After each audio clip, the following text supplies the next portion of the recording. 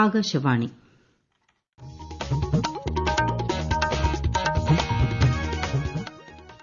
നമസ്കാരം.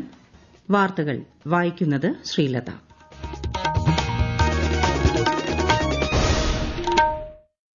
പ്രധാന വാർത്തകൾ. ലോകത്തെ മൂന്നാമത്തെ വലിയ സമ്പദ് വ്യവസ്ഥയാകാനുള്ള മുന്നൊരുക്കത്തിലാണ് ഇന്ത്യയെന്ന് രാഷ്ട്രപതി ദ്രൌപദി മുർമു. മൊറീഷ്യസിലെ ഇന്ത്യൻ സമൂഹത്തെ രാഷ്ട്രപതി അഭിസംബോധന ചെയ്തു. വികസിത ഇന്ത്യ എന്ന ലക്ഷ്യം സാക്ഷാത്കരിക്കുന്നതിന് രാജ്യം സ്വയം പര്യാപ്തത കൈവരിക്കേണ്ടത് അനിവാര്യമെന്ന് പ്രധാനമന്ത്രി നരേന്ദ്രമോദി.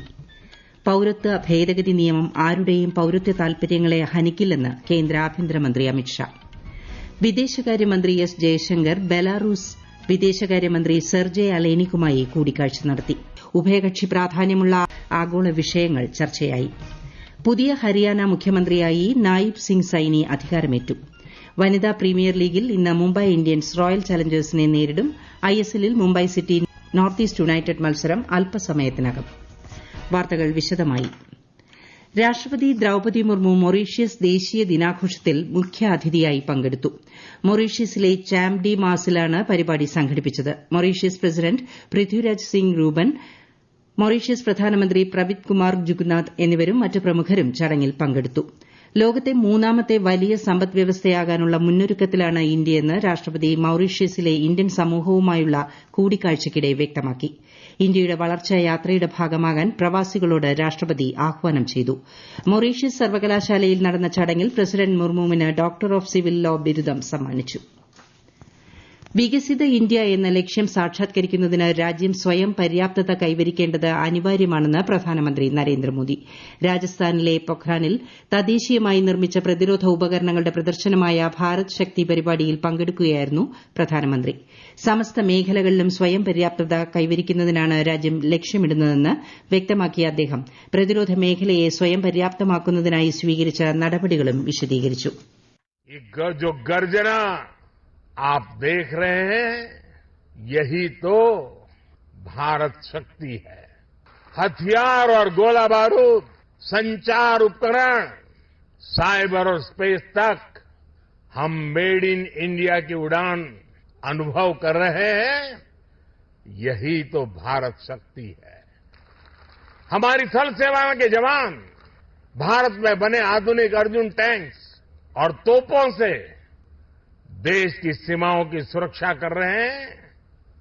यही तो भारत की शक्ति है. സ്വകാര്യ മേഖലയുടെ പങ്കാളിത്തം പ്രതിരോധ രംഗത്ത് ഉറപ്പുവരുത്തുന്നതിനും പ്രതിരോധ ഇടനാഴികൾ ഉത്തർപ്രദേശിലും തമിഴ്നാട്ടിലും വികസിപ്പിക്കുന്നതിനും സർക്കാരിന് സാധിച്ചു. പ്രതിരോധ മേഖലയിൽ തദ്ദേശീയ ഉപകരണങ്ങളുടെ ഉൽപാദനം ഇരട്ടിയായി വർദ്ധിച്ചതായും പ്രതിരോധ മേഖലയിലെ സ്വയം പര്യാപ്തത സായുധ സേനയുടെ ആത്മവിശ്വാസം ഉയർത്തിയതായും ശ്രീ മോദി വ്യക്തമാക്കി. കഴിഞ്ഞ 10 വർഷത്തിനിടെ ഏകദേശം 6 ലക്ഷം കോടി രൂപയുടെ പ്രതിരോധ ഉപകരണങ്ങൾ സേന ഇന്ത്യൻ ഉത്പാദകരിൽ നിന്ന് വാങ്ങിയിട്ടുണ്ട്. പ്രതിരോധ മേഖലയിൽ ഇന്ത്യ സ്വയം പര്യാപ്തത കൈവരിക്കുന്നത് സായുധ സേനയുടെ ആത്മവിശ്വാസത്തിന്റെ ഉറപ്പുകൂടിയാണെന്ന് പ്രധാനമന്ത്രി പറഞ്ഞു. രാജ്യരക്ഷാമന്ത്രി രാജ്നാഥ് സിംഗ്, രാജസ്ഥാൻ മുഖ്യമന്ത്രി ഭജൻലാൽ, ജലശക്തി മന്ത്രി ഗജേന്ദ്ര സിംഗ് ഷെഖാവത്ത്, സിഡിഎസ് ജനറൽ അനിൽ ചൌഹാൻ, സേനാ മേധാവികൾ തുടങ്ങിയ നിരവധി പ്രമുഖർ പരിപാടിയിൽ പങ്കെടുത്തു. പ്രധാനമന്ത്രി നരേന്ദ്രമോദി നാളെ വീഡിയോ കോൺഫറൻസിംഗിലൂടെ ഏകദേശം 1.25 ലക്ഷം കോടി രൂപയുടെ 3 അർദ്ധചാലക പദ്ധതികൾക്ക് തറക്കല്ലിടും. India techade chip for Viksit Bharat എന്ന പരിപാടിയിലൂടെ അദ്ദേഹം രാജ്യത്തെ യുവാക്കളെ അഭിസംബോധന ചെയ്യും. അർദ്ധചാലക രൂപകൽപ്പന, ഉൽപാദനം, സാങ്കേതിക വികസനം എന്നിവയുടെ ആഗോള കേന്ദ്രമായി ഇന്ത്യയെ മാറ്റുന്നതിലൂടെ രാജ്യത്തെ യുവജനങ്ങൾക്ക് തൊഴിലവസരങ്ങൾ സൃഷ്ടിക്കുന്നതിന് പദ്ധതി പ്രയോജനപ്രദമാകും. പൌരത്വ ഭേദഗതി നിയമം ആരുടെയും പൌരത്വ താൽപര്യങ്ങളെ ഹനിക്കില്ലെന്ന് കേന്ദ്ര ആഭ്യന്തരമന്ത്രി അമിത്ഷാ പറഞ്ഞു. പാകിസ്ഥാൻ, അഫ്ഗാനിസ്ഥാൻ, ബംഗ്ലാദേശ് എന്നിവിടങ്ങളിൽ നിന്നുള്ള അഭയാർത്ഥികൾക്ക് പൌരത്വ ഭേദഗതി നിയമത്തിലൂടെ പൌരത്വം നൽകുമെന്നും ശ്രീ ഷാ പറഞ്ഞു. ഹൈദരാബാദിൽ തെരഞ്ഞെടുപ്പുമായി ബന്ധപ്പെട്ട പരിപാടിയിൽ സംസാരിക്കുകയായിരുന്നു അദ്ദേഹം. 3 ദിവസത്തെ ഇന്ത്യാ സന്ദർശനത്തിനെത്തിയ ബെലാറൂസ് വിദേശകാര്യമന്ത്രി സെർജെ അലേനിക്കുമായി വിദേശകാര്യമന്ത്രി എസ് ജയശങ്കർ കൂടിക്കാഴ്ച നടത്തി. ഉഭയകക്ഷി പ്രാധാന്യമുള്ള ആഗോള വിഷയങ്ങൾ ഇരു നേതാക്കളും ചർച്ച ചെയ്തു. വികസന പങ്കാളിത്തം, പ്രതിരോധം, ശാസ്ത്ര സാങ്കേതിക വിദ്യ, വിദ്യാഭ്യാസം എന്നീ മേഖലകളിലും അവർ ആശയങ്ങൾ കൈമാറി. ചേരിചേരാ പ്രസ്ഥാനം, ഷാങ്ഹായ് ഉച്ചകോടി, ഐക്യരാഷ്ട്രസഭ എന്നിവയിലെ പ്രാദേശിക സാഹചര്യവും സഹകരണവും ചർച്ചാ വിഷയമായി. പുതിയ ഹരിയാന മുഖ്യമന്ത്രിയായി നായിബ് സിംഗ് സൈനി അധികാരമേറ്റു. ഇന്ന് വൈകിട്ട് നടന്ന ചടങ്ങിൽ ഗവർണർ അദ്ദേഹത്തിന് സത്യവാചകം ചൊല്ലിക്കൊടുത്തു. നിലവിൽ കുരുക്ഷേത്രയിൽ നിന്നുള്ള ലോക്സഭാ എംപിയാണ് ശ്രീ സൈനി. മുൻ മുഖ്യമന്ത്രി മനോഹർ ലാൽ ഖട്ടർ ഇന്ന് രാവിലെയാണ് രാജി സമർപ്പിച്ചത്. ലോക്സഭാ തെരഞ്ഞെടുപ്പിലെ സീറ്റ് വിഭജനവുമായി ബന്ധപ്പെട്ട് ഭരണകക്ഷി സഖ്യത്തിൽ പിളർപ്പുണ്ടെന്ന റിപ്പോർട്ടുകൾക്കിടയിലായിരുന്നു ഖട്ടറുടെ രാജി. ഈ വാർത്തകൾ ആകാശവാണിയിൽ നിന്ന്. ആകാശവാണി വാർത്തകളും വാർത്താധിഷ്ഠിത പരിപാടികളും all India radio news Thiruvananthapuram എന്ന യൂട്യൂബ് ചാനലിൽ ലഭ്യമാണ്. കൂടുതൽ വാർത്തകൾക്കായി @all India radio news Thiruvananthapuram എന്ന ഫേസ്ബുക്ക് പേജും @AER_News_TVM എന്ന എക്സ് ഹാൻഡിലും സന്ദർശിക്കാം. 85,000 കോടി രൂപയുടെ റെയിൽവേ വികസന പദ്ധതികൾക്ക് പ്രധാനമന്ത്രി നരേന്ദ്രമോദി ഇന്ന് അഹമ്മദാബാദിൽ തുടക്കം കുറിച്ചു. പുതിയ 10 വന്ദേഭാരത് ട്രെയിൻ സർവീസുകളും അദ്ദേഹം ഫ്ളാഗ് ഓഫ് ചെയ്തു. കാസർഗോഡ് തിരുവനന്തപുരം വന്ദേഭാരത് എക്സ്പ്രസ് മംഗലാപുരം വരെ നീട്ടുന്നതിന്റെ ഫ്ളാഗ് ഓഫും പ്രധാനമന്ത്രി നിർവഹിച്ചു. കൊല്ലം തിരുപ്പതി ദ്വൈവാര എക്സ്പ്രസ് സർവീസിനും പ്രധാനമന്ത്രി തുടക്കം കുറിച്ചു. ഇന്ത്യൻ റവന്യൂ സർവീസിനോട് രാജ്യത്തെ സാമ്പത്തിക ദേശീയത പ്രോത്സാഹിപ്പിക്കാൻ ഉപരാഷ്ട്രപതി ജഗദീപ് ധൻഖർ അഭ്യർത്ഥിച്ചു. പാർലമെന്റ് സമുച്ചയത്തിൽ IRSന്റെ 77ാമത് ബാച്ചിലെ ഓഫീസർ ട്രെയിനികളെ അഭിസംബോധന ചെയ്യുകയായിരുന്നു അദ്ദേഹം. 140 കോടി ജനസംഖ്യയുള്ള രാജ്യത്തിന്റെ നികുതി പിരിവ് സാധ്യതകൾ വേണ്ടത്ര ഉപയോഗപ്പെടുത്തിയിട്ടില്ലെന്നും അദ്ദേഹം പറഞ്ഞു. വ്യോമസേനയുടെ തേജസ് വിമാനം പരിശീലനത്തിനിടെ രാജസ്ഥാനിലെ ജയ്സാൽമീറിൽ അപകടത്തിൽപ്പെട്ടു. വൈമാനികൻ സുരക്ഷിതനാണ്. അപകട കാരണം കണ്ടെത്താൻ ഇന്ത്യൻ വ്യോമസേന അന്വേഷണ കമ്മീഷൻ രൂപീകരിച്ചിട്ടുണ്ട്. വനിതാ പ്രീമിയർ ലീഗ് ക്രിക്കറ്റിൽ ഇന്നത്തെ മത്സരത്തിൽ ടോസ് നേടിയ റോയൽ ചലഞ്ചേഴ്സ് ബാംഗ്ലൂർ മുംബൈ ഇന്ത്യൻസിനെതിരെ ഫീൽഡിംഗ് തെരഞ്ഞെടുത്തു. ഡൽഹി അരുൺ ജെയ്റ്റ്ലി സ്റ്റേഡിയത്തിലാണ് മത്സരം. ISL ഫുട്ബോളിൽ ഇന്നത്തെ മത്സരത്തിൽ മുംബൈ സിറ്റി നോർത്ത് ഈസ്റ്റ് യുണൈറ്റഡിനെ നേരിടുന്നു. മുംബൈ ഫുട്ബോൾ അരീനയിലാണ് മത്സരം. ദൂരദർശൻ തിരുവനന്തപുരം കേന്ദ്രം റീജിയണൽ ന്യൂസ് യൂണിറ്റ് വിവിധ തസ്തികകളിൽ വാർഷിക കരാർ വ്യവസ്ഥയിൽ അപേക്ഷകൾ ക്ഷണിക്കുന്നു. വിശദ വിവരങ്ങൾക്കും നോട്ടിഫിക്കേഷനും സന്ദർശിക്കുക prasarbharati.gov.in/pbvacancies/ അപേക്ഷിക്കാനുള്ള അവസാന തീയതി 22 മാർച്ച് 2024.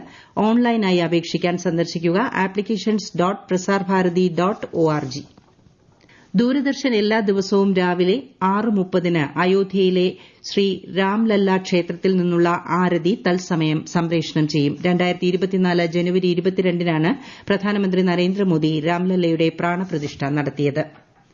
ഹിമാചൽ പ്രദേശിൽ നിന്ന് അയോഗ്യരാക്കപ്പെട്ട 6 വിമത കോൺഗ്രസ് MLAമാരുടെ കേസ് അടുത്ത തിങ്കളാഴ്ച സുപ്രീംകോടതി പരിഗണിക്കും.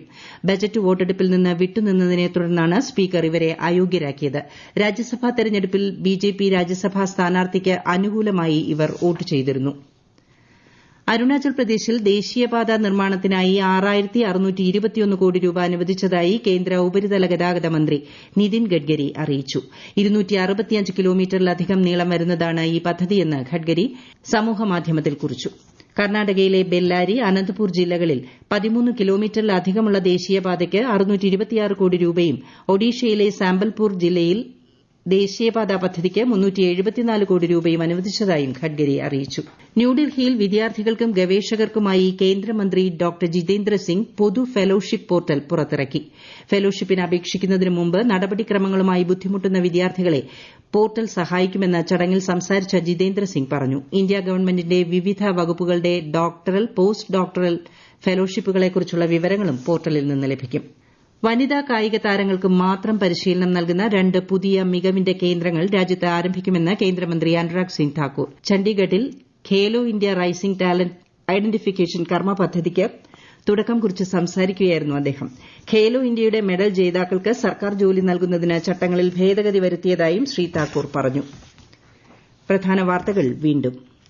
ലോകത്തെ 3ാമത്തെ വലിയ സമ്പദ് വ്യവസ്ഥയാകാനുള്ള മുന്നൊരുക്കത്തിലാണ് ഇന്ത്യയെന്ന് രാഷ്ട്രപതി ദ്രൌപതി മുർമു. മൊറീഷ്യസിലെ ഇന്ത്യൻ സമൂഹത്തെ രാഷ്ട്രപതി അഭിസംബോധന ചെയ്തു.